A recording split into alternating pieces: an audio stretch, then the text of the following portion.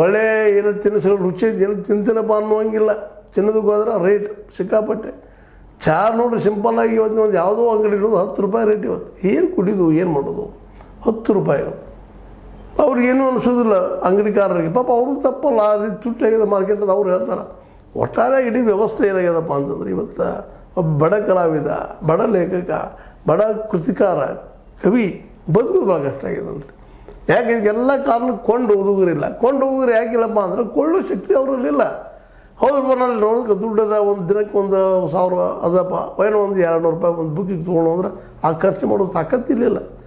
1000 ರೂಪಾಯಿ ಪೇಮೆಂಟ್ ತೊಗೊಳ್ಳೋರು ಸಹಿತ ಇವತ್ತು ಪುಸ್ತಕಗಳನ್ನ ಕೊಂಡು ಹೋದ ಪರಿಸ್ಥಿತಿ ಇಲ್ಲ. ಅಲ್ಲೇ ಹೋಗಿ ಲೈಬ್ರರಿ ಓದ್ಕೊಂಡ್ರು, ಪೇಪರ್ ನೋಡೋದು ಮತ್ತೆ ಮಾಡೋ ಪ್ರಸಂಗದಿಂದಾಗೆ ಇವತ್ತು ಈ ದೇಶದಲ್ಲಿ ಸಾಹಿತಿಗಳು ಬದುಕೋದು ಭಾಳ ಕಷ್ಟ ಇದೆ.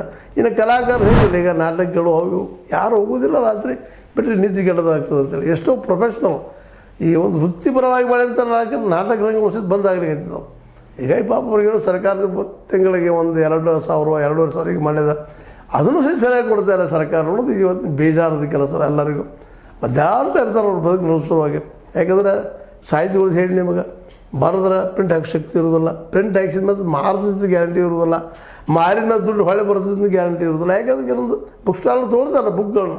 ಆಡ್ದಾರ ಕೇಳಕ್ಕೆ ಹೋದವ ಇನ್ನೂ ಮಾರಿ ಇಲ್ಲರಿ ಮೇಲೆ ಹಾಕಿ ನೋಡ್ರಿ ಬುಕ್ ಅಲ್ಲದ ಅಂತ ಹೇಳ್ತಾರೆ. ಅಂದ್ರೆ ಮಾರೋದು ಕಷ್ಟ ಅದ, ಪ್ರಿಂಟ್ ಹಾಕೋದು ಇನ್ನೂ ಕಷ್ಟ ಅದ. ಇದಕ್ಕೆ ದುಡ್ಡು ಹಾಕೋ ಸ್ಥಿತಿ ಒಳಗೆ ಹಾಕಿ ಪ್ರಿಂಟ್ ಹಾಕೋ ಸ್ಥಿತಿ ಒಳಗೆ ಬರಗಾರರು ಇಲ್ಲ. ಹೀಗಾಗಿ ಪಬ್ಲಿಷ್